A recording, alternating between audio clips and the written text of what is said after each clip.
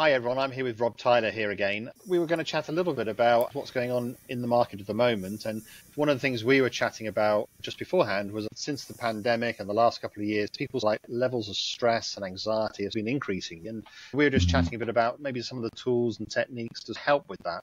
Yeah, so I think the root of that really is dealing with unexpected situations, because I suspect a lot of the stress and anxiety is because situations have emerged that were somewhat unforeseen and are now causing literally some unexpected grief, if you like, in the day-to-day workplace, and both in the workplace but also on the domestic scene, I would imagine.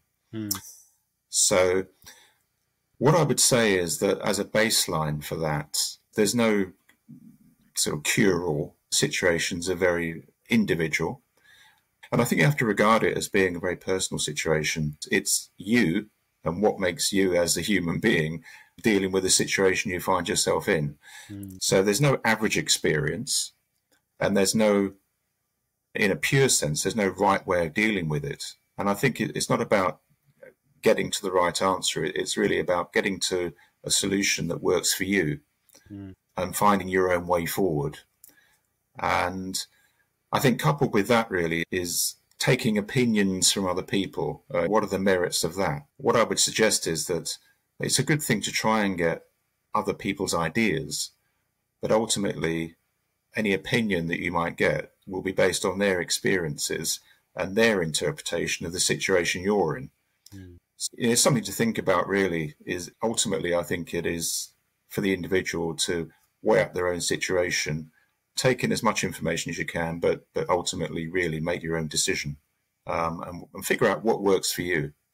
How much do you think the world is changing? It feels like we're going through this huge period of change. And some of the norms we had, particularly before the pandemic, and I don't want to keep talking about the pandemic all the time, but it just feels like, it feels at least anyway, that things have got into a bit of a different routine sort of post then. And there's quite a lot of change management that needs to happen. People were in the office and they're working at home. They're in hybrid. Did they go back? Changes in interest rate. We've got mortgages potentially going up. It feels like it's going up for folks. Do you think we're going through that big change in society? Not necessarily, no. I think it's a case of, the thing you're highlighting is dealing with the unexpected. But I think the management of the unexpected really starts a long way ahead of when the situation really comes into play. So it's all about the preparation and preparing yourself for the unexpected. So I suppose the question is, how unexpected is the unexpected, or how unexpected should it be? It's a mindset shift, really. And I think a good place to start is to assume that encountering the unexpected is somewhat of a norm. And the job is to prepare yourself and have the right mindset for dealing with challenges as and when they come along. And how do you best suggest preparing for that unexpected? Because it does feel like for the last sort of 30 years or so, things were done in a certain way. And it feels like we could be a bit of an inflection point. And I suppose is the more unexpected than there was? And how do we get ready for that? Almost psychologically prepare ourselves for the fact that things might change, right? Yeah, I think that's a really good point. So I think you have to visit your own mindsets to some extent. And you mentioned at the outset, potentially the stress that unexpected situations can cause. Individually, we have a choice. We can either seek certainty or we can have a mindset of resilience. If you have a mindset of seeking certainty, then if anything becomes uncertain, that's likely to create a certain amount of anxiety, potentially some stress for you. It tends to attract that. Whereas conversely, if you have a mindset of resilience, which in general terms might be whatever the situation is that comes up, I have the confidence that I can deal with that situation, then I would suggest that is a calmer place to be, and one that is probably going to be less stressful, because one has fear associated with it and the other one has optimism. I think it's really important just to have the right mindset and go back and say to yourself, to what extent am I seeking certainty, which might be an unreasonable expectation, versus I accept the fact there's going to be change, I accept the fact there's going to be uncertain situations coming into play, and I feel that I'm going to be resilient enough to be able to deal with those as and when they come up. So I think that's a good baseline, I think, for any individual to set, because that really, I think, creates the environment for the experience you're likely to have. The unexpected hits you. Yeah, and I suppose I know when we chatted before in previous videos around us was fear of change, and that can be quite a big driver, can't it, in people's careers, but also around sort of resistance to change to a certain extent as well. Another example that's just come up recently is AI. There's a lot of sort of fear around that. Some of it might depend on your view. It might be legitimate or not be legitimate, but how much of it, how do we determine between where we should be fearful versus where we should be looking at it as an opportunity for us to grow, and then maybe there might be even opportunities in it for us there. We get stuck between those sort of two emotions to a certain extent. Yeah, change has always been with us, hasn't it? Let's be honest. Change is not a new thing. Things coming unexpectedly is not a new thing. I think what can happen, though, is that things that are going on in the present can get an unwarranted amount of attention from us because we lose sight of the bigger picture. It's a little bit like if you're driving up a motorway, you can see a little bit behind you and you can see a little bit in front of you, but you're not really seeing the full journey that you're on. No. And sometimes it helps just to rise above the present situation so you get a wider perspective of where you've come from, what went on then, and where you're heading for, and what is likely to happen in the future. Because then I think you just see what your current experience is. You see it in perspective as part of a bigger journey that you're on. So I think there is this element of perhaps too much weighting is being given to what you're experiencing today, which can make it fearful. But if you look at it in the context of what you've experienced over a much wider period of time, in the past and possibly even in the future, I think you can get the perspective back and hopefully reduce down some of the fears that you might have. There is that psychological principle where I think as humans, we very much more value the loss of something than the potential gain of something, right? And I suppose so the fear comes from, is greater around losing something than almost like the optimism around gaining something. And that's quite hard for us as human beings, it feels like. You're right. Yeah, there is a human tendency to place more value on what you have now than what you possibly can get in the future. The danger is that you place more value on what's going on for you now in terms of the experience than looking at it from a bigger perspective and seeing it in context to all the things that you've experienced in the past and also into the future. And I suppose what I'm getting to is that if you stand back and look at the bigger scheme of things, in all likelihood, your current experience won't seem so bad because you'll see it in the context of everything else that's gone on. And a way of doing that is to maybe think about what's happened to you over the last, say, 10, 20 years and ask yourself the question, how much of that did I really expect to happen? How did I deal with it, and how bad did it really turn out? And I think then you'll see that the unexpected and things that are going on in the now are part and parcel of the normal flow of experiences that you're going to have. It does help to not just reflect on things as being part of a longer journey, but also look back on what you did when you faced similar challenges before. And what resource can you draw from that will help you then face the challenges of the future? Because I would suggest that you've had challenges many times and you overcome them. And it's worth remembering that and going back and drawing on that as a way of building confidence, but also, again, this sense of resilience rather than the seeking of certainty going forward. How much do you think social media, but also the speed at which we're operating, it feels like it's increasing every day? So people want quicker responses to messages. We all want quicker responses to if we buy something or we have a service or like that. But that almost like that speed or acceleration, does that actually increase our anxiety? Because you mentioned there around time. So sometimes you just need time for these things to pass. And after the time's passed, you feel a lot better about things. But is society stopping us because we're getting so wrapped up in having to do things immediately? And so it almost like magnifies the anxiety to a certain extent because our time frames are so much shorter, our perception of time is so much shorter. Yeah, I always think that the individual has the choice. And as I said right at the start, it's you and the environment in which you operate in, which creates your experience. And you can't control what goes on in the outside world and how many emails people fire at you. But you can decide how you react to those. So I think it always comes back to the individual to decide for yourself what experiences you want to go through and how much of that you're prepared to let in. Social media, it's not compulsory. You can move away from it if you wish to. So I think it's really important just to allow yourself time for some reflective practice and stand back and think, this is the experience I'm going through. How much of it do I really want to let into my life? And where can I make positive change?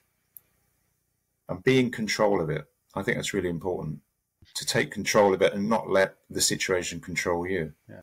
And in terms of that, like self-reflection, what do you typically recommend for people to do that? Is it go on a retreat? Is it spend some time in the evenings doing that? Is it using time in the car or when you're on a journey or something like that? What do you think is the best way to do that? Because that can be tough for people just with the speed that life is sometimes. What do you think? What do you see that works best? I think there are lots of different ways that people approach self-reflection and reflective practice. So I wouldn't say that there's the ideal approach, but I think what's important is to know what you're getting out of it. So really behind self-reflection is the ability to learn and then develop. So through reflection, you reflect on the experiences you've had. You learn from those experiences. It gives you a chance to think about the experience you've gone through. But really what's important is that you look at what's happened and then decide to make the change. Because learning is one thing, but development only comes if you figure out what it is that you no longer want to experience and you make an adjustment going forward. And I think that's the real benefit behind self-reflection. Yeah. And do you use journaling and those sorts of things? Is that something you definitely recommend? Because that's a good way of, I mean, I like data in one way, and I suppose it's gathering the data or almost like the evidence, and you can see what the outcome is, and then you've got the hard data to say, look, I need to make a difference, or I need to change something, and you can go back and reference it, whereas the brain seems quite malleable and you can forget things. At least I can, anyway. Well, journaling is useful because it captures your thoughts. But it also gives you a record of the fact that you had some thoughts and you've acted upon them and you've made some positive changes. And this is why I think the use of reflective practice is key, really, because in order to improve a situation you're in, and this includes facing the unexpected, you've got to actually stand back occasionally, think about the way you felt about a situation, and then decide that you want to do something different going forward. And in doing that, you then start to develop as an individual. If you reflect on something and do nothing as a result of it, then it just becomes pure reflection. So you have this reflection which enables you to learn, and then from that learning you can make choices about what you do going forward. But you touched on a really important point a few minutes ago, which I think is also key to dealing with the unexpected, that it gives you an opportunity for growth. It may not be something that you necessarily thought was going to happen, but these opportunities are opportunities for lasting change. And the unexpected doesn't always necessarily have to be a bad thing. Things can turn out to be unexpectedly good as well. If you view unexpected events as being something which is bad, then what I suggest is then maybe think about them as opportunities for learning and personal development as well. How can you test yourself if you're sitting in a comfort zone? Occasionally, you'll need to do something which is against a challenge that was unforeseen. I mean, I have to say, I do spend some time on social media, and I do find it I think your comments really around fear and fear of change really seem to come across me. It can be quite negative, and it feels like it's got more negative recently in some areas. I do wonder if it's almost like the world is changing. People are almost like clinging on to the way things used to be, and that fear of change is quite pervasive, and fear is a very powerful emotion, isn't it? It is, yeah. So that negative fear seems like it's coming across with all the changes coming around, and I just wonder if that's generating a lot of, almost like feeding on itself to a certain extent. It does, yeah. The fear comes because, of course, you're fearing an unfavourable outcome of some description. So your focus goes to wanting certainty again. We keep going back to that. Whereas if your thinking is about personal resilience, you're going to be less concerned about unfavourable outcomes because your mind immediately turns to the fact that whatever the outcome is, I have the confidence that I can deal with that. So I think mindset is really a really important part of it. Where I'm dealing with change, dealing with uncertainty, Is it something that you don't like, you don't want change, you want more certainty? Or are you prepared to deal with that, allow it into your life, but with the backdrop and the mindset of being resilient and confident to the extent that you'll be able to deal with it, whatever comes along? And more importantly, see it as an opportunity for personal growth. Yeah. Just on a wider society basis, how do you think we can get some of these principles out there to try and change it? Because it does feel like the fear piece is growing. I know that you do coaching and there'll be a group of people who are having that resilient mindset, and it's probably very powerful and a big opportunity for them. But I suppose it's like, how do we reverse the trend of everywhere else? Is that advocacy around having a much more sort of resilient mindset or being more positive, or do you think there's something more fundamental that's going on? Is there some things we can do, so say for example amongst our employee population? Yeah, I think it's communicating the options really, isn't it? And it's getting a different way of thinking about a situation. And the only way that really you can deal with that is to some extent evangelize the opportunity for a different approach. It's a psychological shift. Yeah. So I don't think there's any simple answer that's going to cure 5 million people's particular mindsets, other than to, turn off TikTok. Maybe, but to help learn from each other's experiences to some extent as well. How do you feel about, so a lot of these sort of the new tools that we've got, say, for example, AI is one, but also social media being another. They can be forces for good, but they can also be like forces for fear, as you say. That kind of balance between the two can be hard to manage, because when I just flippantly mentioned TikTok, I've learned stuff from TikTok. I have been on it and I've learned stuff, particularly how to use my dishwasher as an example. Just as things that come up. It does have nuggets of information in there, but there's also a huge amount of stuff that is not relevant for me, and I could be, if I get sucked in by the algorithm, I can be quite fearful as well. How do we best balance that? How do we take a step back and take that bigger picture and remain in the moment to remember to take the bigger picture? What's your kind of view on that? Are there things that we can do to help ourselves to a certain extent? I think again it comes down to personal choice. You've got to decide what's right for you. It's like anything that you get drawn to that may not be particularly helpful. It becomes a personal choice. Yeah. If you're getting a negative experience from using a particular tool or whatever you choose to do, then I think, again, go back and reflect on the situation you're in. Take some time out, use reflective practice, learn from what you've experienced, and then make a different decision going forward. And this is why I think these things are always very much individual based. It's you and the situation, because your experience may be completely different to somebody else's. So it is important, I think, to slow down a little bit occasionally and just think back on your situation and decide for yourself what works best. For me, a lot of it comes back to time and how do you create time, because it does feel like if you just go back to Victorian times, I mean, what the daily routine would be, and there was so much more time built into the day because things weren't quite so easy, whereas now we can do all of the things it would have taken us a day to do before 10 o'clock to a certain extent, and that allows us to do even more things, but it puts the pressure on us, doesn't it? It's like we've got to take things maybe a little bit slower and a bit more of a human pace that allows us to be more reflective, or at least use the tools to allow us to create the time. Maybe this is just me getting old. I don't know. Probably. But it always comes down to personal choice, doesn't it? And you can choose to run at a fast pace, but equally you can choose not to. So again, I think it comes down to, are you in control of the situation, or do you want to be controlled by it? Yeah. I suppose it's interesting how that then intersects with the wider business environment, which seems to be trying to do more with less. Certainly that's what I hear when I talk with people, which is the speed piece. And I suppose it takes quite a lot of self-control as well to decide when you take a step back, because there could be consequences for that. That's people's fear, isn't it? Which is the balance that you're going to balance up, I'd imagine, from the self-reflection element. Yeah. Again, it comes down to resilience, doesn't it?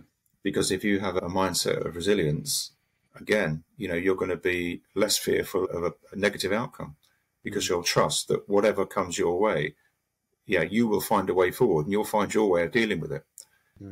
You, as the person you are, with the environment that you find yourself in. So this is why I think it's really important to build that really resilient mindset and move away as best you can from seeking certainty, because in all my experience, the more certainty you try and seek, you're choosing to live in an anxious place. Whereas the more resilience you can build, you're choosing to live in a much more confident and optimistic space. Yeah. There was a documentary on Bill Gates and how he used to take a week off doing reading week. I know he used to take a load of books and have a week, so almost like not meditating, because I think he used to do a lot of thinking, and I'm sure he used to have telephone calls when he used to do it. Maybe someone can correct me, but he used to take out all the different books. He'd go away and be reading for a week. But it feels like that sort of taking almost like a bit of a retreat for yourself to do things can actually add quite a lot of energy and resilience coming back. And I think it's something that's never been top of mind for me, and I imagine for most folks, which is taking time for yourself to reflect on things, and it's just how important it is. It is, yeah. And I think that's taking time for yourself and taking time away has a point to it, really.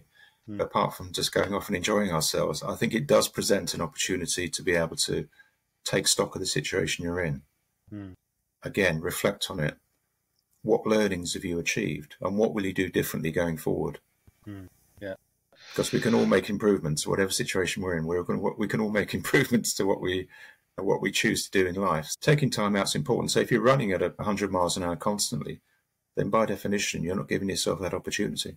I know that coming back from the holidays is always difficult though as well, when you've had a bit of time for reflection. I suppose even in your holiday, you've got to build time in for self-reflection, haven't you? Otherwise, if you're just busy doing stuff, then you don't get a lot of that.